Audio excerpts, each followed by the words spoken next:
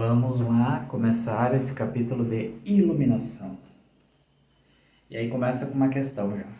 A iluminação está além da natureza das coisas? A iluminação é a própria natureza das coisas. Mas isso nunca foi dito desse modo. Pelo contrário, a mente das pessoas tem sido corrompida ao se criar um objetivo contra a natureza, dando-lhes nomes bonitos como sobrenatural. E o homem foi pego nisso por uma simples razão. A natureza das coisas já está onde a pessoa está. Não se trata de uma emoção, de um desafio e não recorre à pessoa para que prove seu ego. Não se trata de uma estrela distante. A mente quer, para sua alimentação, algo muito difícil, algo quase impossível.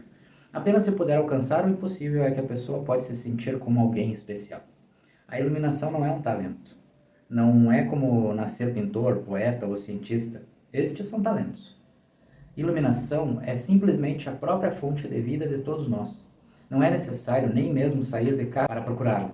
Ter de sair de casa para procurá-la significa que a pessoa a perdeu e ninguém sabe quando ela poderá voltar para casa. A iluminação não é nada além de perceber que eu sou aquilo que sempre quis ser, nunca fui outra coisa. E não posso ser outra coisa, nunca. A própria definição da natureza é que o homem não pode ir além dela. Ele pode se esforçar e criar infelicidade, ansiedade, angústia, mas não pode ir além disso. É o homem. Como ele pode ir além de si mesmo? É sua própria fonte de vida, sua própria existência. Aonde quer que ele vá, ele será isso. Há registros de pessoas cuja primeira experiência de si foi somente uma gargalhada. Ao ver o absurdo do que estavam tentando fazer, elas tentavam ser elas mesmas. Essa é a única coisa possível no mundo, porque a pessoa já é isso. Então, como é que ela pode tentar ser isso? Mas os padres, os chamados líderes religiosos e todos aqueles que quiseram escravizar o homem deram a ele ideias. Eles lhe disseram: a menos que você se comporte de uma determinada maneira, você está errado. A menos que o homem faça as coisas que eles prescrevem, ele não é bom. Ninguém nunca perguntou a essas pessoas: quem lhes deu autoridade para decidir pelos outros? Se vocês acham que algo é bom, façam. Mas vocês não têm o direito de impor a ninguém que o siga. Os grandes corruptores, os grandes envenenadores, são aqueles que criaram seguidores. Pois, se você segue alguém, você se vê na absurda situação de estar contra si mesmo. Eles o fazem acreditar que você tem que ser alguém que nunca pode ser. Isso gerou um mundo inteiro de enorme sofrimento. Se não forem observadas as raízes, esse sofrimento não poderá desaparecer. As pessoas podem incrementar os dispositivos, a tecnologia, mas a infelicidade continua. Não é só o homem pobre que é infeliz. Na minha própria experiência, o homem pobre é menos infeliz do que o homem rico, pois o pobre, pelo menos, tem uma esperança. O rico vive sem esperança. Agora, ele sabe que fez tudo o que podia e sua vida está vazia como nunca, talvez mais vazia. E a morte se aproxima. A vida está se tornando a cada momento mais curta e ele a desperdiçou com um acúmulo de dinheiro, poder, prestígio. Ele desperdiçou a vida tentando ser um santo, orando diante de deuses fabricados pelo homem. E tudo isso foi feito para que o homem não pudesse nunca simplesmente ser ele mesmo. Ensinam às pessoas apenas uma moralidade simples, que é a seguinte: nunca se deve ir contra a própria natureza. Mesmo que todos os Budas de todos os tempos estejam contra você, não lhes dê atenção. Eles não têm nada a ver com as pessoas. Eles fizeram o que acharam certo para si mesmos e cada um tem que fazer o que acha certo para si também. E o que é certo? Não pode ser definido por nenhuma escritura, não pode ser definido por nenhum critério exterior. Há um critério intrínseco a ser entendido. Aquilo que faz a pessoa mais feliz é bom. Aquilo que faz a pessoa feliz é a única moralidade. Aquilo que a faz infeliz é o único pecado. Aquilo que a afasta de si mesma e é a única coisa a ser evitada. Basta alegrar-se em si mesmo para que seja iluminado. O homem sempre foi iluminado. Não há como não ser iluminado. Tentei de várias maneiras, mas tenho que admitir que falhei. Eu não poderia me tornar um não iluminado. Seja qual for a posição, fazendo qualquer tipo de coisa, fiquei surpreso. Se vou para o norte ou para o sul, permaneço iluminado. No Japão, eles têm uma boneca muito linda. Talvez eles sejam o povo que faz as mais lindas. E essa boneca não é uma boneca comum. No Japão, seu nome é Dharma. mas trata-se de uma distorção japonesa do nome de... Aqui eu vou falar do jeito que eu entendi, tá? Bodhidharma. Bodhidharma. Deve ser algo assim a pronúncia, tá? E a boneca é feita de acordo com a visão de Bodhidharma. A boneca é pesada nas pernas e muito leve em direção à cabeça. Com isso, pode-se jogá-la em qualquer lugar que se queira e ela vai sempre ficar na posição de lótus. Não se pode fazer nada quanto a isso. As pessoas podem ter esquecido, mas ela tornou-se apenas uma boneca para as crianças brincarem. No entanto, ela representa o que estou dizendo e o que o Bodhidharma estava dizendo. Ou seja, não há maneira de a pessoa não ser iluminada. Quem colocou essa ideia na mente do homem de que ele tem que se tornar iluminado? Há pessoas ao redor que deixam as outras loucas. Se não fosse assim, tudo estaria perfeitamente como deveria ser. Este é o mundo mais perfeito, não falta nada. No entanto, alguns malucos não conseguem se manter sentados quietos se não fizerem com que algumas pessoas persigam sombras que nunca podem ser concretizadas. E quanto mais elas sentem que não podem ser concretizadas, maior a insignificância, maior a falta de esperança, maior a sensação de vazio absoluto. E a tristeza se instala e se torna mais densa à medida que o tempo passa. As pessoas nunca devem aceitar um critério que as torne infelizes. Nunca devem aceitar nenhuma moralidade que as faça se sentir culpadas. Nunca devem aceitar nada que tente lhes impor algo contra sua natureza simples. Basta que a pessoa seja ela mesma para que seja perfeita. Ao afastar-se de si, a pessoa entra em apuros. Todo mundo fica em apuros. Minha própria experiência de entrar em contato com milhares de pessoas é que eu nunca vi um homem que fosse realmente infeliz. Pelo contrário, vi pessoas desfrutando de seu sofrimento e exagerando sua infelicidade. É de sentir piedade, o fato de pessoas que poderiam ter desabrochado em belas flores estarem murchas. Elas perderam um caminho de casa e todo mundo está tentando ajudá-las a ir para outro lugar. Torne-se Buda, torne-se Jesus, torne-se Moisés, mas ninguém diz aos outros, apenas seja você mesmo. Que ligação existe entre o homem e Moisés? Quais são os laços entre o homem e Jesus Cristo? Mas as pessoas estão adorando, rezando, à espera de que um dia eles se tornem os ideais de sua imaginação. Naturalmente, elas sempre fracassam. Uma pessoa é uma rosa e vai ser uma rosa. Deixem que o mundo inteiro condene ou aprecie, não importa. Depois que o homem toma essa posição, vou me afirmar, não tem nada a ver com o ego. Está simplesmente se protegendo contra um mundo criminoso e corrupto há milhares de anos. Ele tem todo o direito de se proteger, para não ser envenenado. E não terá nenhuma necessidade de Deus algum, de nenhuma religião, nenhum código moral, nenhuma metodologia, nenhum esforço para tornar-se iluminado. Apenas ser natural é mais do que qualquer um pode imaginar. Com exceção do homem, toda a existência é iluminada. Ninguém está tentando nenhuma outra coisa. Todo mundo está à vontade, em casa, com o universo. Aí ele cita um pesquisador, um grande cientista, que fala de que é como se a raça humana tivesse tido algum erro, não digo de programação, mas algum erro de continuidade, vamos dizer assim. Aí ele cita algumas coisas assim que eu achei até melhor deixar fora, tá? Mas enfim. Então, na ideia desse cientista, houve algum erro. E aí ele continua explicando a partir das crianças, né? As crianças são inocentes. Elas vêm ao mundo sem nenhuma ideia do que vai acontecer. Naturalmente, ao se verem rodeadas por pessoas, elas começam a imitá-las. Este é o seu modo de aprender. Mas, nesse mesmo processo de imitação e aprendizagem, ocorre o grande erro que esse pesquisador, né, falou, que ele acha que é genético. Não é genético, é cultural. É por causa dos adultos. A criança não tem outra maneira. Ela tem que aprender com as pessoas que são doentes. E essas pessoas doentes não vão tolerar ninguém que não seja doente. E aí, lendo essa parte, eu lembrei de um vídeo que eu vi esses dias, e aí eu vou compartilhar aqui com vocês. Que fizeram um experimento com crianças, com bebês, né? Para a reação deles na questão de procurar alguém para ver o que ele fazia. Então, olha isso daí.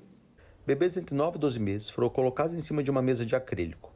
A metade da mesa possui um xadrez logo abaixo do acrílico, enquanto a outra metade possuía o mesmo xadrez, mas muito abaixo do acrílico, simulando um penhasco.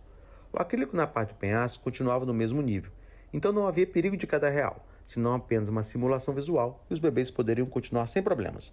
Mas eles não têm tanta certeza. Para eles parece uma queda real, mas eles querem atravessar o penhasco para poder pegar o brinquedo. Do outro lado da mesa está a mãe do bebê, que é instruída para sorrir ou fazer uma expressão de medo. O pensador diz: se a mãe fazia expressão de medo, o bebê geralmente não ousava atravessar a linha para o penhasco. Mas se a mãe faz uma expressão encorajadora, os bebês se mostram muito mais propensos a atravessar o penhasco até ela. Este estudo particular demonstra o papel da linguagem não verbal em determinar o comportamento da criança em um contexto incerto para ela. Quando em um contexto ambíguo e incerto, o bebê geralmente procura alguém significante, o pai, a mãe, os avós, o tio ou o cuidador, para saber o que fazer. Isso significa, diz o pesquisador, que aos 10 aos 11 meses de idade, o bebê já faz o que nós adultos fazemos quando nos encontramos em um contexto incomum. Olhamos ao redor para ver como as outras pessoas estão reagindo e decidir o que fazer. Qualquer um que seja saudável, qualquer um que seja são, vai ser odiado, vai ser envenenado, vai ser apedrejado até a morte. Porque a multidão tem que escolher entre duas coisas. Ou o indivíduo é certo, e daí toda a multidão e toda a sua história estão erradas, ou toda a multidão e seu longo passado, que ela chama de seu passado de ouro, estão certos. E daí esse homem tem de ser apagado, pois, do contrário, será um constante ponto de interrogação. Não por falta de motivo, Sócrates foi envenenado. Sócrates era intolerável. A simples presença dele feria as pessoas, devido à sua estatura e sua inteligência, sua honestidade, pois tudo prova que as pessoas são hipócritas. Sem dúvida, a multidão não está disposta a aceitar um padrão único de um homem contra toda a história da humanidade. É melhor destruir esse homem e livrar-se desse homem. Ele é um incômodo constante, pois diz às pessoas que elas são desonestas, que elas estão vivendo na mentira, que os deuses delas são falsos, que suas esperanças não são nada além de consolos, que elas estão tentando esconder a própria nudez. O homem sabe perfeitamente bem que por baixo de suas roupas ele é alguém totalmente diferente. Essas pessoas são lembretes, e dói ser lembrado de sua própria desonestidade para consigo mesmo. Dói saber que o seu amor não é amor, mas ciúmes, que é uma forma diluída do ódio. Dói saber que seus deuses são absolutamente falsos, sua própria criação, que suas escrituras sagradas são tão profanas quanto um livro pode ser. A coisa mais fácil parece ser remover qualquer homem como Sócrates, ficar à vontade com seu sofrimento e começar novamente a fazer esforços para se tornar iluminado. É uma situação muito estranha. Sempre que uma pessoa é natural e está iluminada, alguém a destrói e depois tenta descobrir como se tornar iluminado. Talvez a busca de como se tornar iluminado nada mais seja do que uma astuta estratégia para postergar a iluminação. Na verdade, nem mesmo dizer postergar está correto. A pessoa é iluminada e está tentando não ser iluminada. Todo o seu esforço de ser católico, de ser protestante, de ser hindu, de ser muçulmano, nada mais é do que um artifício para não reconhecer sua iluminação. Apenas seja natural para que possa permanecer em sintonia com a existência, de maneira que possa dançar na chuva, dançar no sol, dançar com as árvores e possa ter uma comunhão até mesmo com as rochas, com as montanhas, com as estrelas. Excetuando-se isso, não há iluminação. Deixe-me definir isso. A iluminação é estar em sintonia com a existência. Estar em sintonia com a natureza, a própria natureza das coisas, é iluminação. Contra a natureza existe apenas o sofrimento criado pelo próprio homem. Ninguém mais é responsável por isso. E aí vem outra questão a ser respondida. Será que a iluminação precisa de um lugar especial, um momento especial para acontecer? Todo lugar é especial, porque todo lugar é repleto de Deus. Nenhum lugar é comum. A iluminação pode ocorrer até no banheiro. A iluminação não tem medo do banheiro. Pode acontecer em qualquer lugar. Não há necessidade de ir a lugares sagrados, não há nenhum. Toda a existência é sagrada. Não há necessidade de ir a Varanasi, Jerusalém ou Kaab. É tudo tolice. Todos os lugares são cheios de Deus. Todo ponto é especial. E a que momento especial se refere a pergunta? Há uma temporada, um determinado clima para a iluminação? A iluminação não está realmente acontecendo. Se fosse um acontecimento, então talvez, em determinado solo, em determinado clima, em determinado local, em determinados dias poderia ser mais recomendável. Mas a iluminação não é um acontecimento. A iluminação é simplesmente um reconhecimento de que a pessoa sempre foi iluminada e que nunca, nem por um único instante, ela perdeu isso. Ela apenas tinha caído no sono. É por isso que as pessoas deparam com estranhas experiências satori de mestres zen. Alguém está passando pelo mercado e ouve uma pessoa recitando um sutra do diamante. Só de ouvir uma linha, ele se torna iluminado. Como é possível? Só de ouvir uma linha do sutra do diamante e só de ouvir aquilo, ele já está iluminado desde o início? Sim, isso pode acontecer, pois a iluminação é a sua natureza, sua própria natureza. Não é algo de fora. A flor já está desabrochando. É que as pessoas simplesmente não olham para ela. Continuam a olhar para algum outro lugar, mas não olham para dentro. Pode acontecer, acontece, às vezes, de um mestre bater no discípulo e, de repente, com o bastão do mestre apontado para a cabeça, algo é despertado. O pensamento para. De repente, ele reconhece e vem a consciência.